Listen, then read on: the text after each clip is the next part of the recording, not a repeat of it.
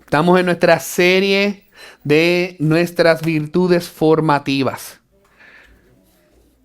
Nosotros predicamos la semana pasada sobre la gratitud. Esta semana vamos a hablar sobre el ánimo.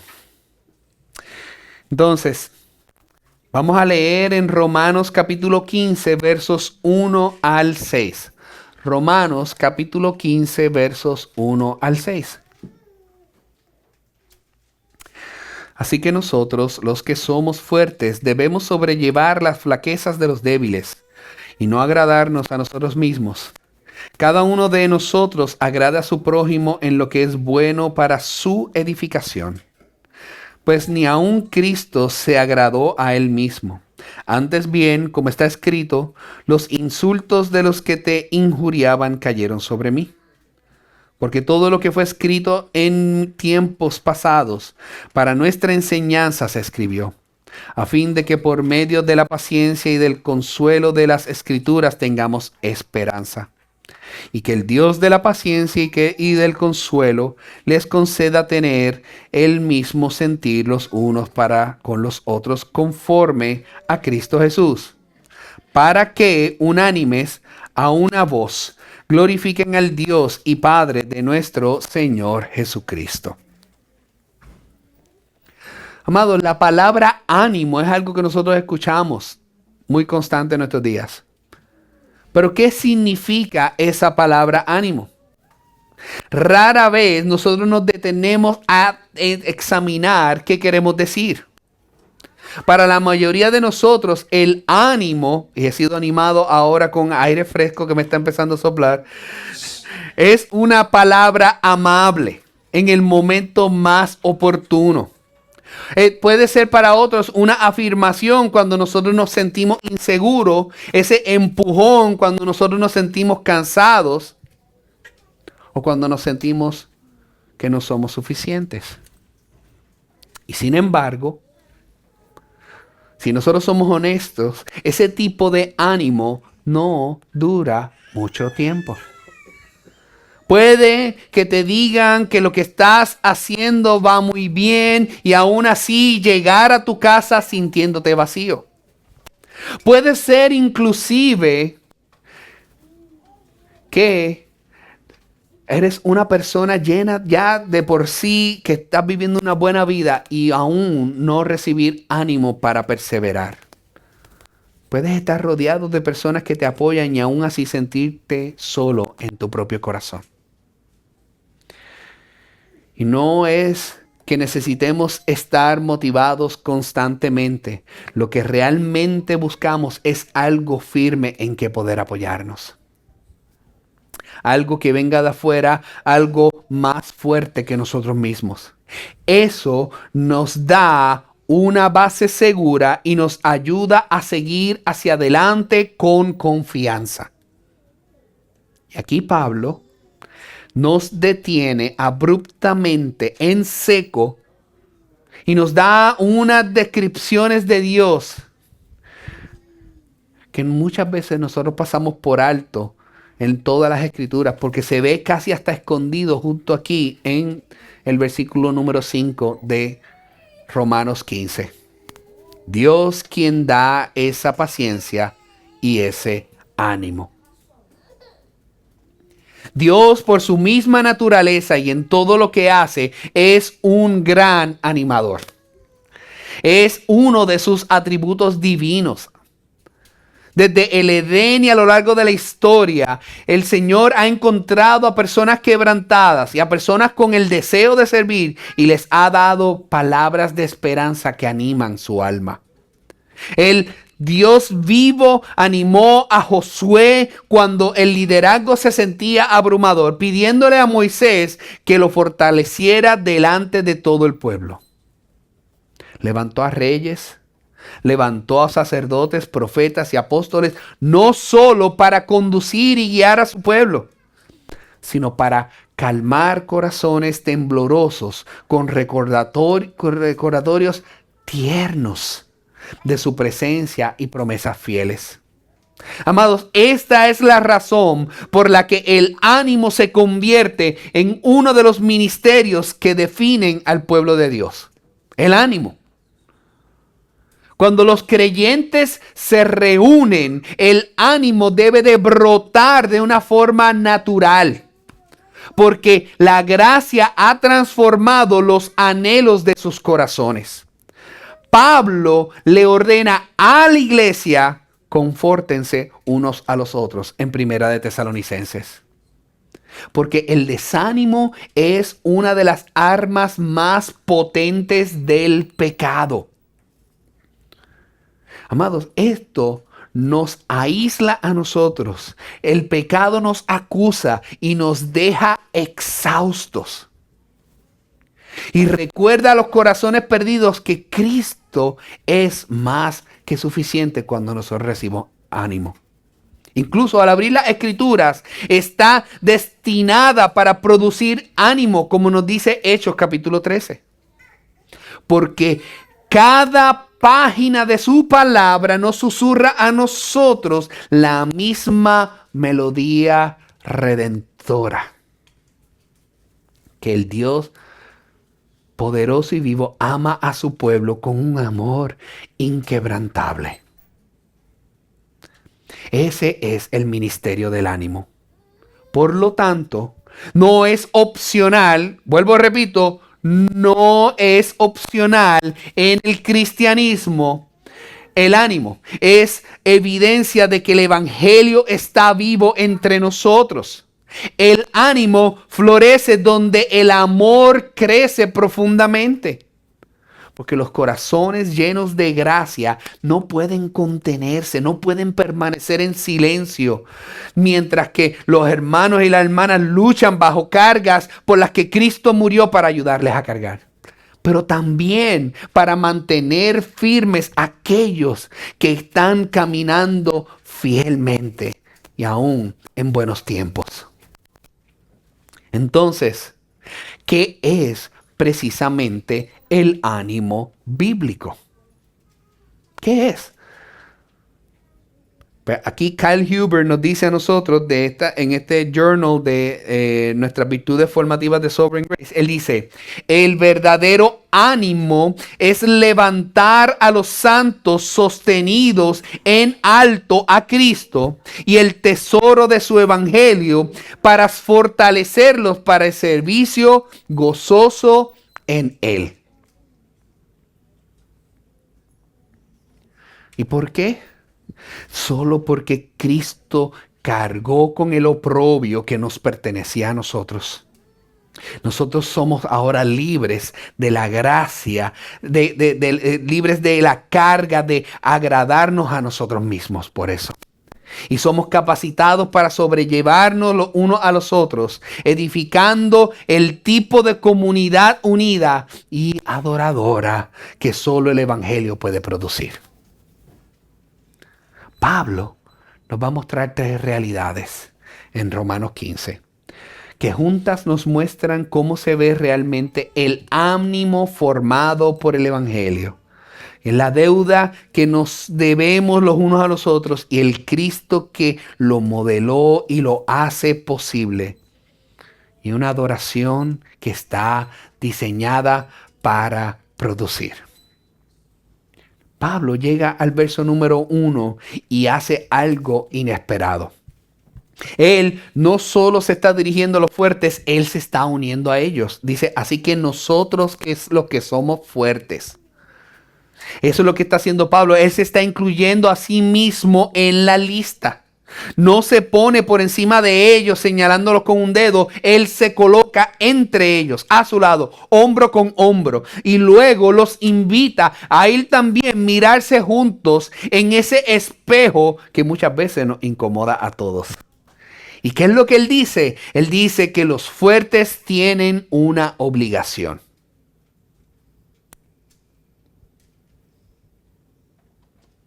Esa palabra obligación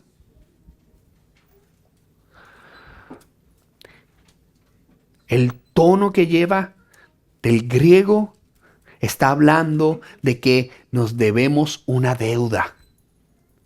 Y no es una deuda vaga, es una deuda específica. Los fuertes le deben una deuda a los débiles. Cada pecador redimido está en una deuda con otros pecadores redimidos. Esto es lo que la gracia le hace a una comunidad. Convierte la autosuficiencia en una responsabilidad mutua. Pablo les da a los fuertes dos cosas: sobrellevar las debilidades de los que no tienen fortaleza y no agradarse a sí mismos. Vamos entonces a la primera. Sobrellevar. Esto muchas veces se ha traducido como tolerar, aguantar o soportar. Pero eso no es lo que Pablo nos está diciendo aquí en este texto.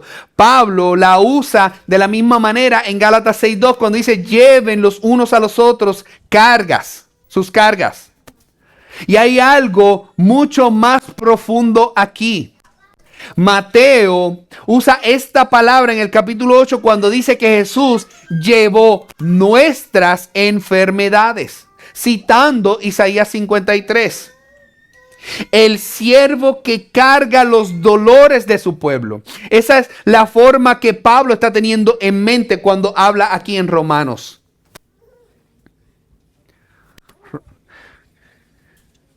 Teniendo eso en mente, los fuertes no se ocupan de los débiles solo desde una distancia cómoda. Ellos se acercan a ellos con compasión. Y piensa en esto como se veía en Roma, amados. Creyentes, judíos y gentiles compartiendo la mesa. Los fuertes y libres en Cristo, sin preocupaciones por dietas o calendarios. Los débiles todavía navegando las prácticas del antiguo pacto, todavía sensibles en su conciencia. Las categorías de débiles y fuertes para Pablo no tienen que ver con el valor espiritual ni con la madurez, sino con diferencias de conciencia y con la manera en que los creyentes responden a asuntos discutibles. Los fuertes tenían una opción: insistir en su libertad o ir más despacio y cargar con las cargas de los demás. Y Pablo dice que eso no lo ve como opcional, le llama obligación. Amados, y tenemos que ser sinceros aquí. La tentación para los que son teológicamente confiados en cada generación es usar la claridad como una especie de moneda social. Nosotros medimos la comunión por lo mucho que alguien entiende la palabra. Nos acercamos de acuerdo a lo que yo conozco y lo que esa persona conoce. Y se deja poco espacio para los que van más despacio. Y eso no es ser fuerte de verdad. Eso se llama egoísmo disfrazado de fuerza. Y Pablo dice: no lo voy a permitir. Me encanta cómo Calvino utiliza estas palabras sin rodeo. Cuanto más fuerte eres en Cristo, más obligado estás hacia los débiles. Más conocimiento, más responsabilidad. Más libertad, más obligación. El mundo cree que la fuerza te da permiso para hacer lo que tú necesites para complacerte. Pero el Evangelio nos muestra que esa fuerza es un regalo para ayudar a llevar las cargas de alguien más. Y eso es lo que convierte esto en la verdad del Evangelio. Mucho más que un simple consejo sabio es llevar las cargas de los demás. No es solo tú apretar los dientes así de esta forma y esforzarte más, sino es nace de haber sido tú mismo cargado. de recordar que Jesús, con todo derecho a quedarse cómodo, eligió no hacerlo. Amados, y eso tú no lo puedes producir por tu propia cuenta. Lo recibes como un regalo. Y entonces, poco a poco, con imperfecciones y llenas de gratitud, empiezas tú a vivirlo. Ahora, Pablo se va más específico y nos muestra a nosotros un patrón que es poderoso. El versículo 2 dice, cada uno de nosotros agrade a su prójimo en lo que es bueno para su edificación. Cada uno de nosotros, no solo los pastores, no solo los adultos, cada persona aquí está llamado a esto. Cada persona. La palabra que Pablo usa para edificación, lo que quiere llevar es una construcción.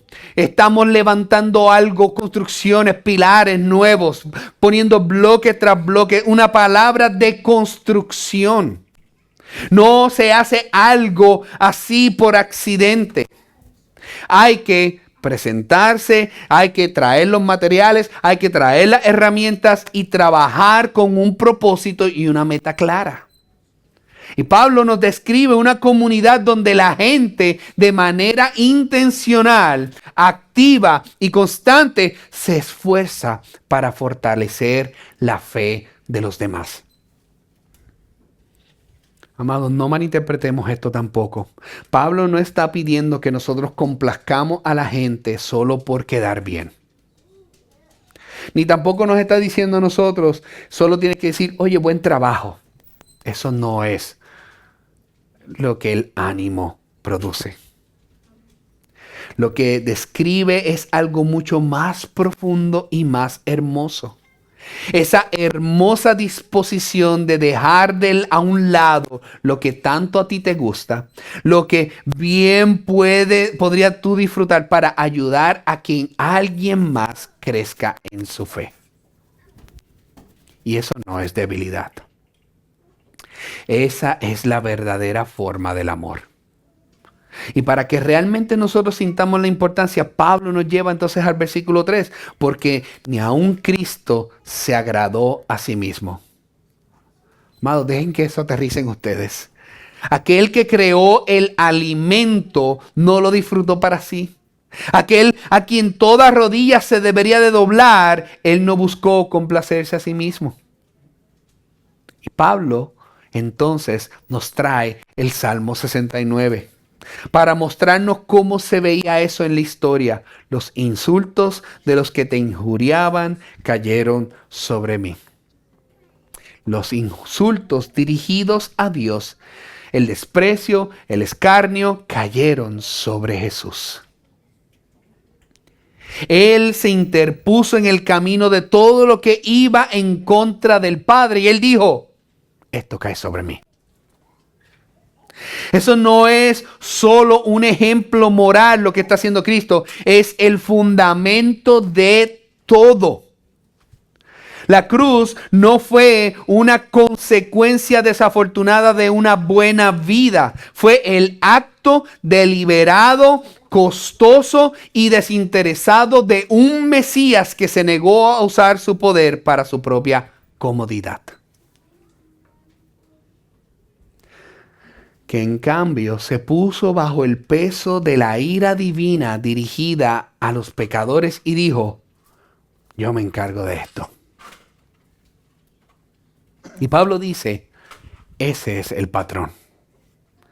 Cuando ayudas a llevar las cargas de los débiles en lugar de dejarlos de lado, estás reflejando la forma de la cruz en tu vida de todos los días.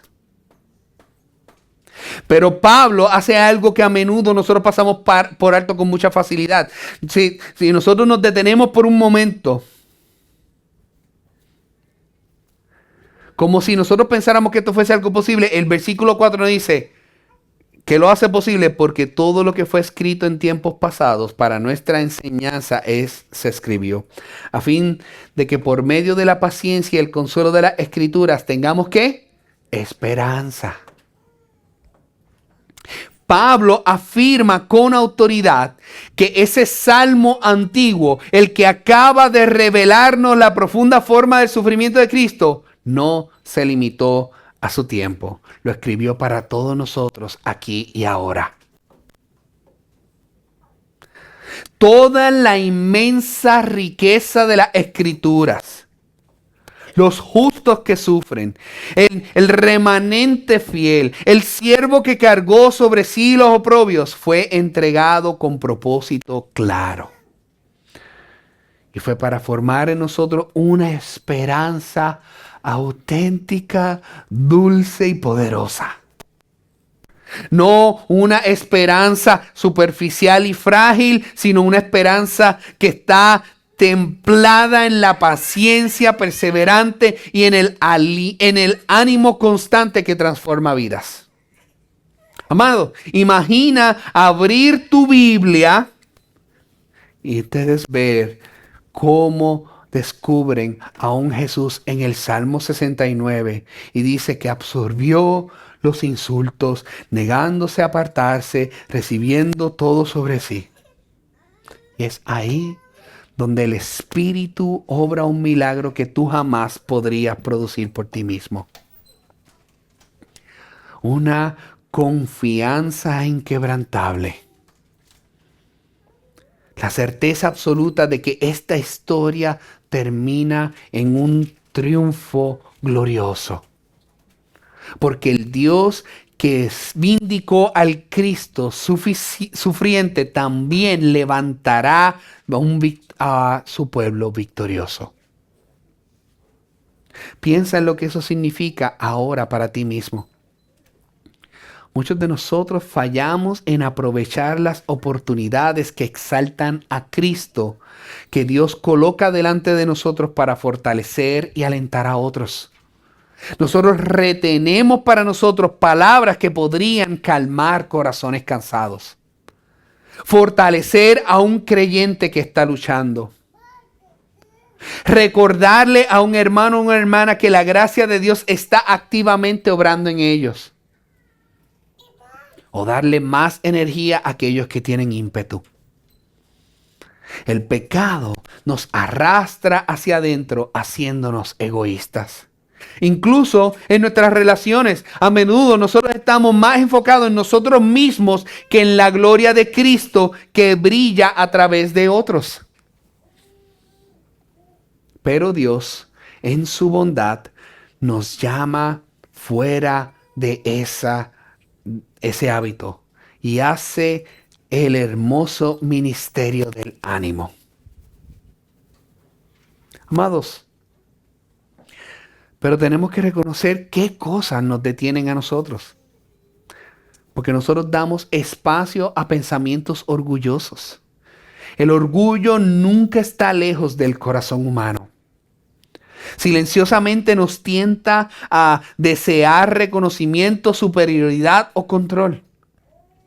Y a veces nosotros nos guardamos el ánimo por miedo a que al levantar a otro, nosotros nos sintamos un poquito más pequeños que nosotros mismos. Nosotros vemos las fallas más fácilmente que la gracia. El pecado todavía nubla nuestra visión. A menudo nos volvemos expertos en notar debilidades, mientras permanecemos ciegos a la evidencia de la transformación. Nosotros podemos catalogar rápidamente fallas. Somos muy buenos en eso. Podemos ver inmadurez, inconsistencia y diferencias o deficiencias. Y sin embargo, el Evangelio nos enseña a mirar más profundo. Que Cristo está obrando en su pueblo, incluso cuando ese trabajo está incompleto y aún está emergiendo. El ánimo no espera a la madurez plena antes de hablar. De hecho, Algunos de los ánimos más profundos ocurren justo cuando la gracia de Dios está apenas comenzando. Cuando es pequeña, cuando es delicada y cuando es completamente nueva. Y el apóstol Pablo nos modela eso hermosamente en 1 Corintios 1. Antes de confrontar pecados serios y el desorden de una iglesia de Corinto, lo primero que él da es gracias por la gracia de Dios evidente entre ellos.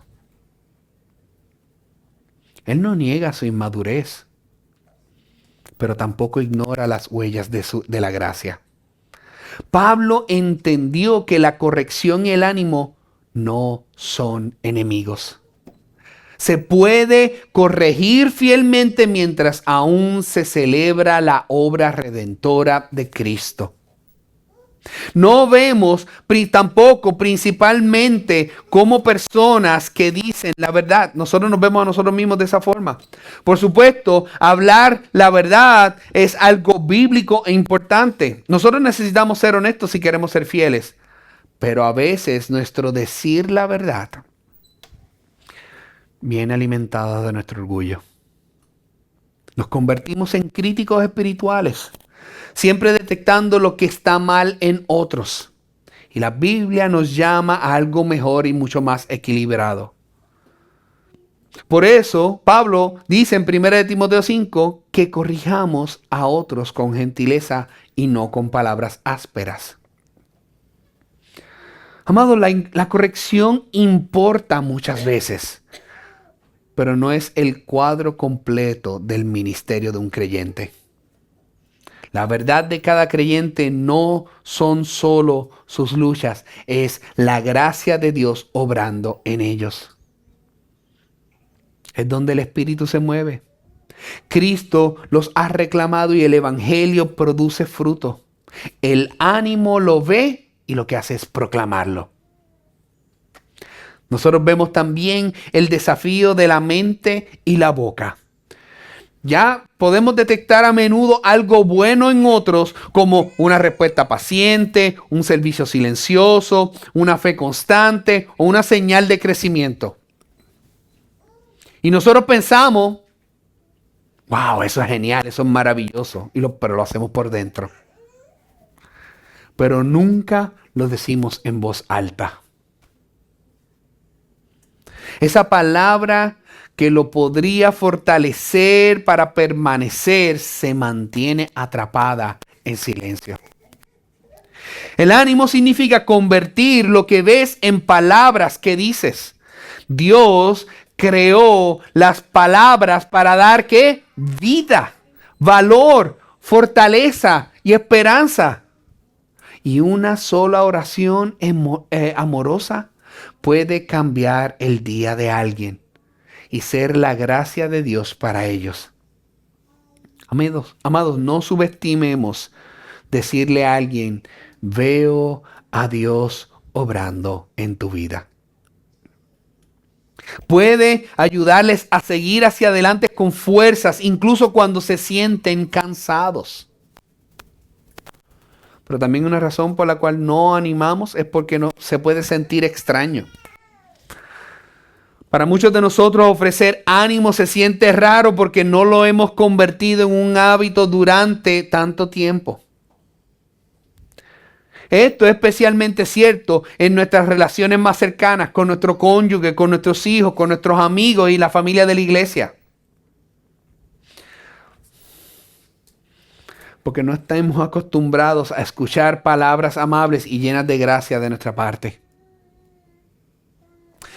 Por eso comenzar puede resultar extraño para nosotros. Pero la humildad debe de preparar el camino delante de nosotros. Un inicio sencillo y sincero produce, amados, maravillas.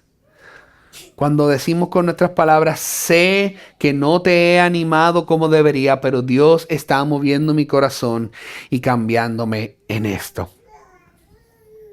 Amado, lo importante no es hacerlo perfecto, es una obediencia fiel.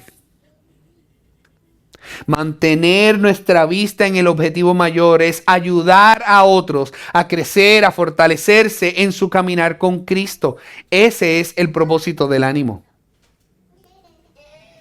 Puede ser que también nosotros no estemos pensando en ello. Amados, el ánimo no sucede por casualidad.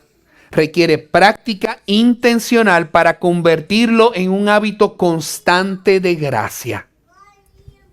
Si nosotros no nos enfocamos, naturalmente vamos a caer en la crítica y en el silencio, en las distracciones o lo que no nos enfocamos en nosotros mismos. Las buenas noticias de todo esto, amados, es que al Dios Todopoderoso le encanta nutrir a sus hijos.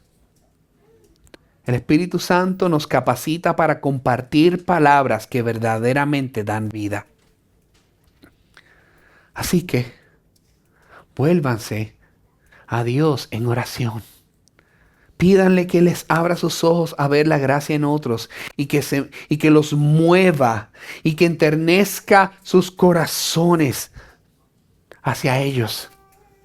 Y que les dé el valor para decir lo que ustedes ven, lo que ustedes notan.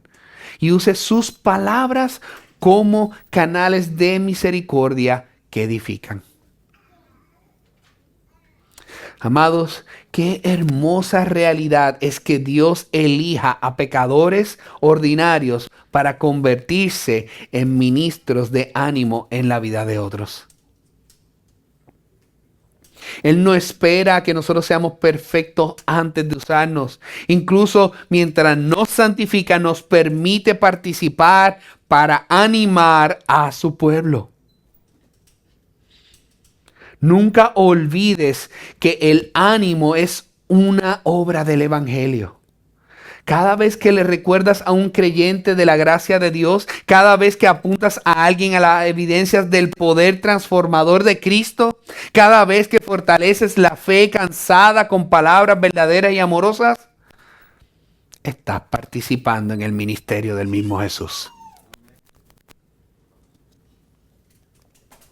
Así que no cedas al silencio. No dejes que el orgullo, el miedo, la incomodidad o la distracción les roben a otros el ánimo que Dios quiere entregar a través de ti. Busca cuidadosamente la gracia.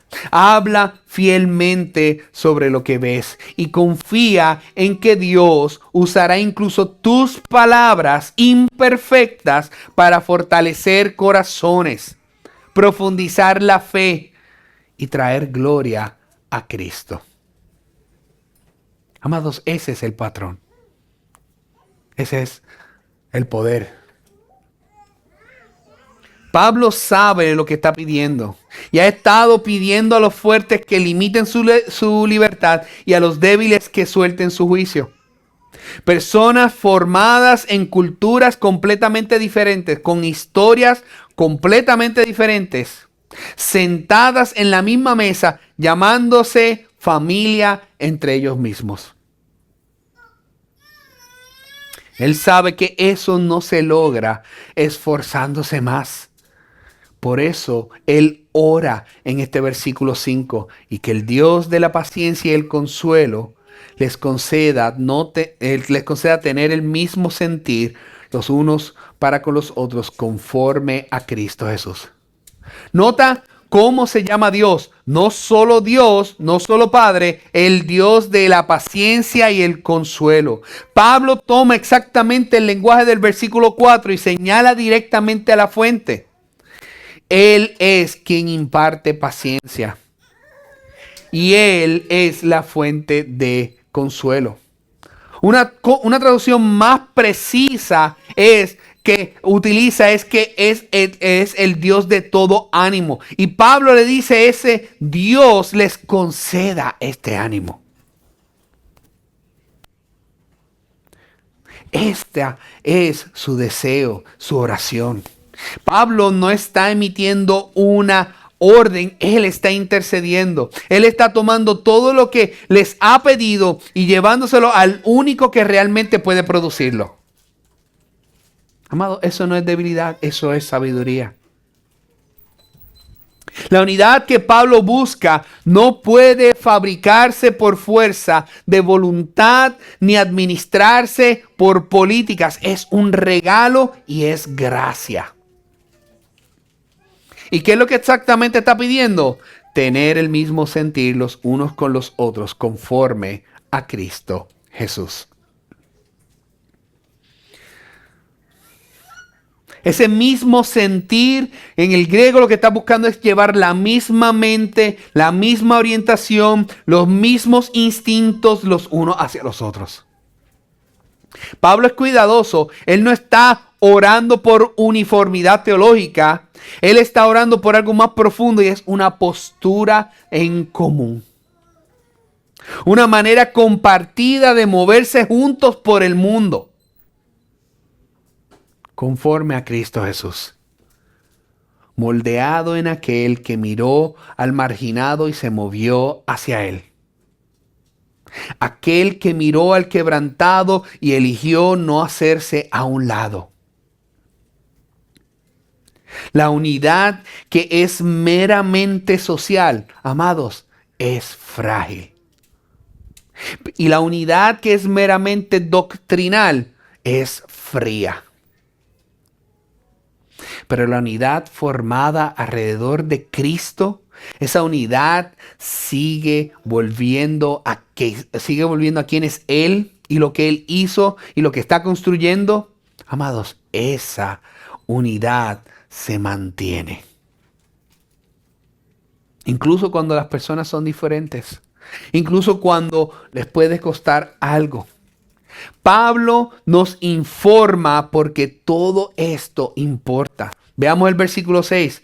Para que unánimes a una voz glorifiquen al Dios y Padre de nuestro Señor Jesucristo. Amado, eso es todo. Esa es la meta.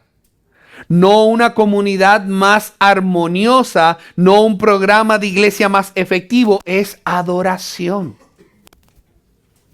La meta es que un grupo quebrantado, diverso y culturalmente complicado de personas se levante en una sola voz al Dios que los hizo y que los hizo redimidos y los está formando a una imagen, a la imagen de su Hijo. Una voz que lo que está hablando es una sola mente. Esta palabra que Lucas le encanta hablar en el libro de los Hechos, cuando la iglesia primitiva se congregaba, algo que los unía por encima de todas sus diferencias. Que si nos dejamos llevar por lógica, eso debería de haberlos separado, pero Pablo quiere que esa unidad que hubo en Hechos también se vea en Roma. Y en consecuencia para nosotros también. Amados, el mundo observa a la iglesia. Cuando nos dividimos por causas secundarias y nos despreciamos mutuamente, le damos razones a la iglesia para no creer. Nuestras divisiones no son solo un problema interno, son un escándalo teológico que silencia nuestra voz para declarar la gloria de Dios. Pero cuando funciona, esa unidad, que los fuertes ceden por los frágiles, que los débiles sueltan su juicio y todos de distintos trasfondos se unen alabando a Dios, el mundo ve algo inexplicable. Ve a una comunidad que solo tiene sentido si la resurrección es real. Cumple la oración que Jesús pidió en Juan 17, que sean uno para que el mundo crea. Hacia eso construye siempre el verdadero ánimo. Amados, dejen que esto aterrice en ustedes. El ánimo no es algo vacío ni elogios falsos. Es mostrar la verdad. Cristo está aquí, es fiel y su gracia obra ahora mismo en el presente. Él conoce tanto la palabra que ve, Él conoce todas las cosas que se ven y ves tú las huellas digitales de Dios en otros. Esa fidelidad callada, ese servicio oculto, esa perseverancia en prueba, esa obediencia sin aplausos. Amado, estos no son detalles menores, son milagros de gracia. El Señor nos está llamando a notarlos y a proclamarlos y decirlos. Nosotros nos convertimos en personas tan formadas por la palabra, tan familiarizados con el carácter y las promesas de Dios, que nosotros comenzamos a reconocer sus huellas en las vidas de los demás.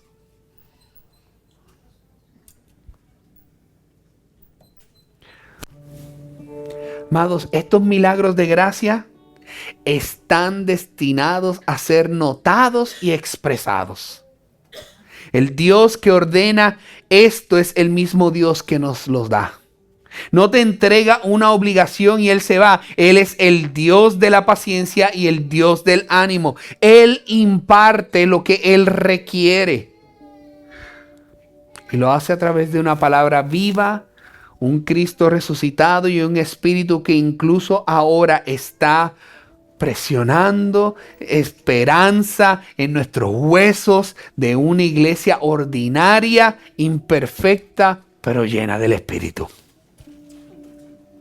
Para que algún día, e incluso ahora en parte, nosotros podamos abrir nuestros labios y juntos darle la gloria al que la merece. Amados, no esperen al gran momento para dar ánimo. No asuman que alguien más lo dirá. Envía ese mensaje de texto. Escribe esa nota. Habla la palabra sobre esa vida. Dios en voz alta le está queriendo decir: veo a Dios obrando en ti.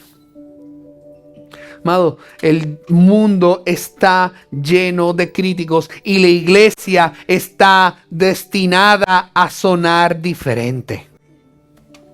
El escenario está completamente abierto para los que animan. Y nunca puede haber demasiadas personas que salten a Cristo a través de la obra que hay en su pueblo. Todo es para que su pueblo pueda continuar hacia adelante.